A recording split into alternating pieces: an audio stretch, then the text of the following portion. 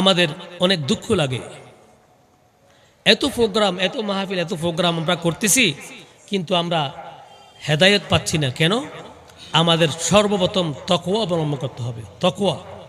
আমাদের কলব দুর্বল হয়ে গেছে। আমি দ্বীনের জন্য খেদমত করতেছি, অথচ দ্বীনের খেদমত করতেছি সেটা আমার লেবাস, আমার ভিতর ঠিক নেই।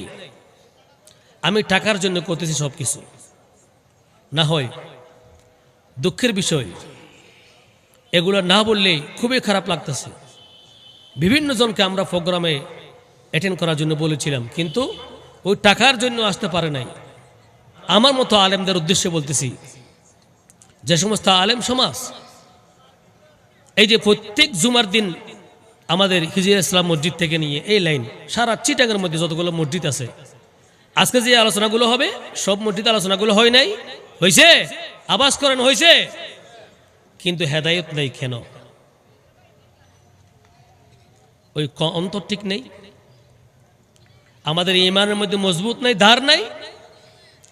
আর এই হেদায়েত করার জন্য আমরা বিভিন্ন কষ্ট করে, ত্যাগ স্বীকার করে, অসংখ্য টাকা ব্যয় করে বড় বড় বক্তা নিয়ে আসতেছি, এরপরও হেদায়েত নাই। কেন নাই? একটা কারণ শুধু, আমার মনের মধ্যে ঈমানের জজবা নাই, আমল ঠিক নেই। যার কারণে আপনার প্রোগ্রাম, এক এক প্রোগ্রামে দেখি লক্ষ লক্ষ মানুষ হয়, কিন্তু হেদায়েত হচ্ছে না। কারণ যিনি হেদায়েত করবেন সর্বপ্রথম ওনাকে কি হতে হবে? তাকওয়া অবলম্বন করতে হবে। ওনার অর্থর দিকে না, ওনাকে নিয়ত করতে হবে দাঈল আল্লাহ হিসাবে ওনার কাজটা করে যেতে হবে।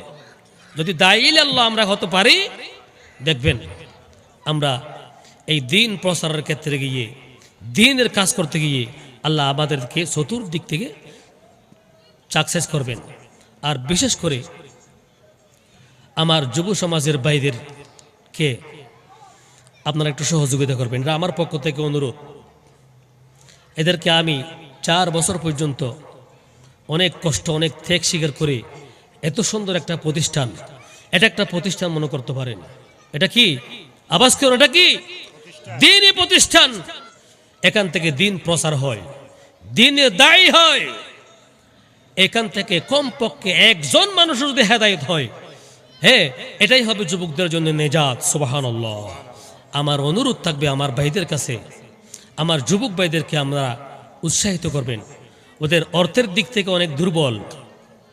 আজকে যদি এই প্রোগ্রামটা, এই তফসিল কোরআন মাহফিল না হয়ে প্যাকেজ হতো, কমপক্ষে 2-3 হাজার করে একজনও দিতেন, ঠিক কিনা?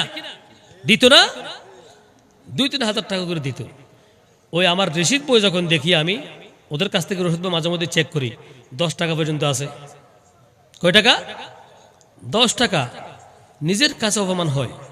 একটা কোরআনের মাহফিল আপনার 61 টাকা কমপক্ষে আপনার পকেট থেকে বাইর হতে কষ্ট হয়।